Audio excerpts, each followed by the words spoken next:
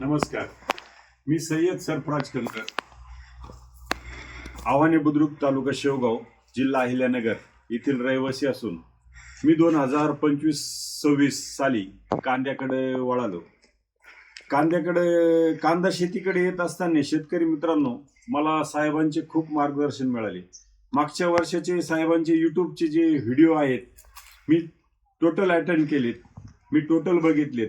त्यानंतर साहेबांचं जो उन्हाळी कांदा पीक व्यवस्थापन हे पुस्तक साहेबांनी जानेवारी 11, 2026 साली प्रकाशित केलं.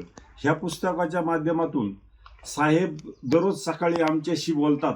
साहेबांचं प्रेरणा आमच्या पाठीशी आहे. तसेच मी साहेबांच्या प्लॉटवरती अकबरबाई शेख, आमचे पाहुणे, आमचे मित्र, यांच्या माध्यमातून सेमिनार अटेंड केलेले आहेत डाळिंबाच्या संदर्भात.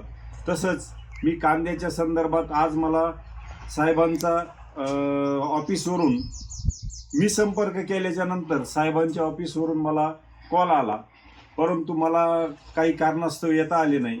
काल माझ्या प्लॉटला विभागीय अधिकारी गोसावी साहेब संगमनेर यांनी भेट दिली. जोगदंड साहेब तालुका कृषी अधिकारी शेवगाव यांनी पण भेट दिली. साहेबांचं नाव खूप मोठं आहे. साहेबांची ख्याती जागतिक लेव्हलला आहे. साहेबांचे जे आम्हाला सहकार्य आहे, आपण कांदा बघू शकतात. मी मल्चिंगवर हा कांदा लावलेला आहे. एकरी 33 टनाचे उत्पादन घेतलेले आहे.